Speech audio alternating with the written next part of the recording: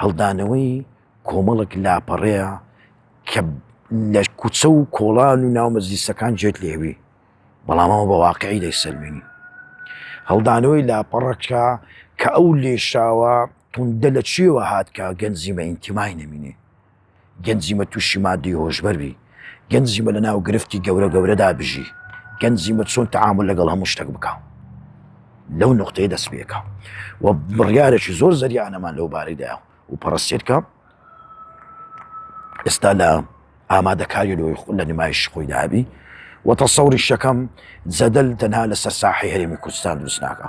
جەدەل لەسەر ئاستی نێودەوڵەتیش دروست دەکات، چونکە زۆری بابەتەکە وایە و دەستمان لەو بابەتێک بردیا کە ئەو جۆرە بابەتە ڕەنگە خەڵک بە سوحبەتیش نەتوانی باسی بکە، ئەمە دەتوانین باسی بکەین لەبەرەوە من تەسەوڕەکەم هونەر خیتابی فەنی جیاوازە لەگەڵ خیتابی سیاسی و بە جددی بە فعلی با من دەوروبەرەکەمان ڕەنگە لەوە باش تێ نەگەن کە ئەمە ئەوە تێگەیشتنیوانش لەوە دەبی دروستبی، تێگەیشتنش لەوانە دروست دەبی، زۆر ئەمە لە ئیشەکەیدا دەبڕێنن وەکو عقوبە، بەڵام ئەمە ئامانجی خۆمانە پێچین، ئامانج لەوەی کە چۆن ئەتوو ڕیسالەیەکت هەیە ئەتەوێ بەتامی نەوەوی، بەتامی ساڕوخی بالستی، بەتامی دەبابە و ئەها کۆمەڵە شتێکی زۆر بەرز بتوانین لە بەرامبەرەکە ئەوەی تۆ بەدەستەوەی بۆم بەشتیوانێ نەوەویە ئەزانی هێزی نەرم، ئەمە هێزی نەرممان بەکاری نا لە شوێن هێزیڕە و تەسەوریش دەکەم ئەوە دەبێت لە استراتیژێت و چوارچەوەی کارکردنی بەدا هەبی.